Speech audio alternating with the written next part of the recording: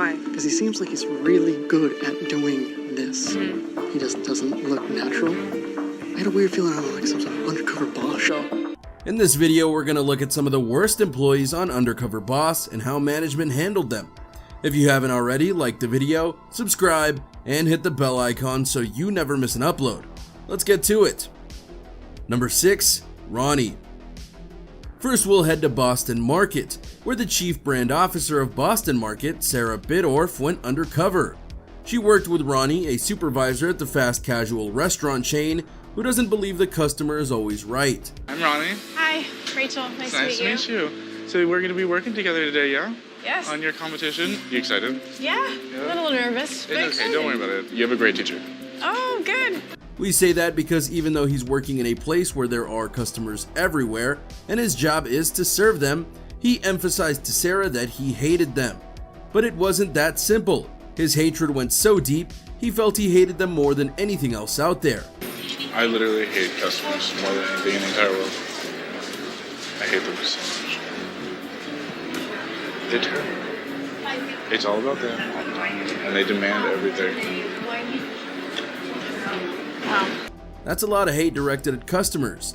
He went into great detail about his hate, including how the customers were terrible, stating that they were always needing something, and that everything was about them, and so on. They're customers, they're not anything special. I fell in love with the people of Boston Market, not the customers or the corporations. Like, You just really don't like the customers. customers are such like little bitches, and like all the time it's all about like pleasing the customer. Like, Think he was done?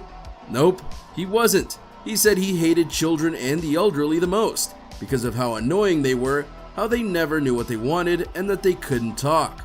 children and old people are literally the worst I've ever seen in my entire life because none of them know what they want and they're like literally can't talk. So you just kind of have to deal with it. It's not hard to predict what the boss did next. She pulled him outside and delivered some swift justice by sending him home, and stating that she would talk with his manager about what to do next. I did get you. I got you saying a bunch of things about our customers I did. that are really not very nice. I'm angry and I'm heartbroken and I'm disappointed. What I'm gonna do is I'm gonna send you home for the day. You might wanna think about whether this is really the right job choice for you. It's pretty much guaranteed that he got fired, and it's not a surprise at all. There's a difference between hating the job you're in and hating the people you're helping through your job. Unless they did something directly to you, that hate shouldn't reach this level. Plus, if he hated it so much, why didn't he leave on his own terms? Number 5, the abusive manager. Next up is the president and CEO of the restaurant chain Checkers and Rallies, Rick Silva. He went undercover as Alex to one of his stores to see how the manager/supervisor handled things. We have very strict standards in terms of how the product should be cooked. That's why we have all those timers. Can you help me with the buttons here? Tell me which button to hit. It wasn't pretty at all. The manager was a menace. Instead of handling things with a kind but firm hand, he was barking orders repeatedly and overall being abusive to his employees, even being caught on camera saying that if one of his employees had overtime, they were going to take them outside and beat them up. I kept hearing the general manager barking orders. Sir! I need you to drop what you're doing. I need you to take some trash out. And then I heard it again. How many hours do you have right now? It ain't good. So if you go on overtime, I can take you outside and beat you up, right? The CEO was so livid that he took him outside, berated him, and noted that you don't belong in that restaurant. I'm CEO for this company. I know exactly what it takes to run a restaurant like this. And guess what? I know the right way to do it, and I know the wrong way to do it. And what I saw here today is completely the wrong way to do it. He backed that up by shutting down the restaurant for a week so that his employees wouldn't have to deal with him anymore and could get things back on track. Right now, you're not doing the job to our standard, and so you don't belong in that restaurant. Right here, right now, we're going to shut the restaurant down. Think about that act for a moment. That meant the restaurant wasn't making money, which most CEOs prize over anything else. But this time, the CEO knew it was the employees who came first, so he didn't let them get abused anymore, and even paid them during this time off. Number 4, the Iron Fist Chef. We'll now go to Buffalo Wings and Rings, where the CEO, Nader Maseda, went undercover and found out that one of the franchises had a kitchen manager that was being really rough with those under him. At least when Gordon Ramsay goes off on someone, you can probably trust his judgment. But this kitchen manager was a loose cannon, condescending to coworkers, and the CEO was horrified by the way he carried himself. I'm an ass, I'm a kid, I'm harsh, I'm over the top. Fear equals respect. You're gonna have to rule with an iron fist, man. If I see somebody take my towel, I'm gonna kick you straight in your little baby nuts. It all culminated at the end of the episode, where the CEO brought in the kitchen manager, along with the franchise owner and another coworker, so that everything could be talked about together. The girls' concern was how the kitchen disrespected them and how many complaints we had from our customers that could hear all of their F-bombs being dropped. It's embarrassing, and I don't care how many times anybody addressed it, it would never get fixed because he doesn't want to get it fixed. It went pretty much as you'd imagine, leading to Nader giving the franchise owner the opportunity to decide what to do with him. The franchise asked for the kitchen manager to be separated from them, and he couldn't believe it. I think I would have a better chance at success if we separate ways. Okay, so go on then. It's the decision that Sean would like to make. Like he said, he won't change his ways. He is who he is. Well, he made his bed, and now he had to lie in it. I'm not gonna change me. I am who I am. Sorry, I'm such a scary monster. Those at the top rarely see themselves at fault, and this guy was proof of that. Number 3, punching an 8-year-old. Here we have the CEO of Yankee Candle, Harlan Kent, who went undercover as Dan, and he surely didn't expect to meet an employee with clear anger issues. Are you Blaze? Yes. I'm Dan. Nice to meet you, Dan. How are you? Good, how are you? Hi. This is such a big place. It took me a little bit of time to get around here. Understandable.